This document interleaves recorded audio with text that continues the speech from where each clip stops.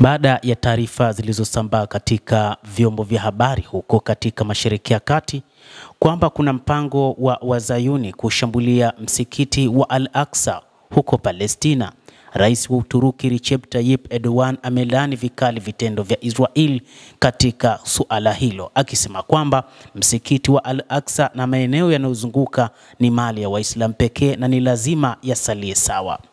Amesema kwamba ikiwa yeyote atajaribu kushambulia msikiti huo, basi Uturuki itachukua jukumu muhimu la kuweza kulipa kisasi, lakini imesema inahakikisha itaulinda msikiti huo. Haram al-Sharif, ambayo inajumuisha msikiti wa Al-Aqsa, ni eneo linaloweza kugawanyika na pamoja na eneo lake la ekari 144 ni la Waislamu pekee, Erdogan alisema wakati hotuba yake katika mkutano wa 3 wa kimataifa wa miaka miwili wa Yedtepe huko Istanbul.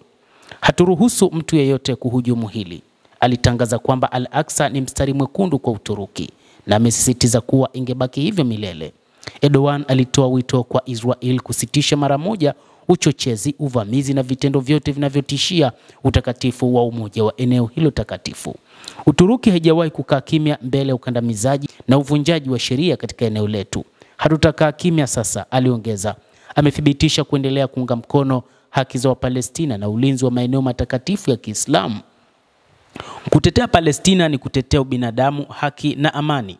Mapema siku hiyo Erdogan alitoa lawama nyingine ya vita vinavyoendelea vya Israel dhidi ya Gaza, akiita kimya cha kimataifa kuhusu ukatili kuwa ni kuporomoka kwa maadili na kusisitiza uungaji mkono usioyumba wa Uturuki kwa watu wa Palestina.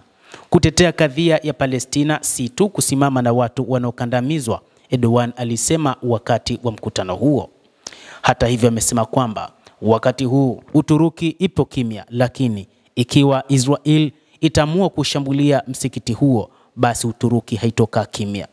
Katika siku za hivi karibuni, baada ya Waziri Mkuu Benjamin Netanyahu kukutana na Rais wa Marekani Bwana Donald Trump, Trump alisema kwamba anamtambua vyema Rais wa Uturuki Recep Tayyip Erdogan na anajua ni mtu muhimu, na hivyo atahakikisha mvutano uliopo kati ya Uturuki na Israel unaisha mara moja. Hata hivyo, Erdogan amesema ni juu ya kutetea ubinadamu, amani na haki.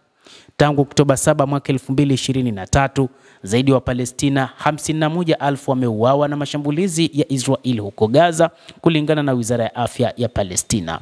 Erdogan alielezea mashambulizi haya kama ghasia za vurugu, akishutumu serikali ya Israel kwa mauaji ya kiholela, ikiwa ni pamoja na watoto, wanawake, wazee na hata watoto wachanga. Waandishi wa habari wanauawa huku vyombo vya habari vya kimataifa vikikaa kimya. Watoto wanauawa huku watetezi wa haki za binadamu wakitazama kimya, alisema Erdogan. Mtazamaji, endelea kutufuatilia, lakini usisahau kulike, usisahau kucomment, kadhalika na kusubscribe channel yetu hii.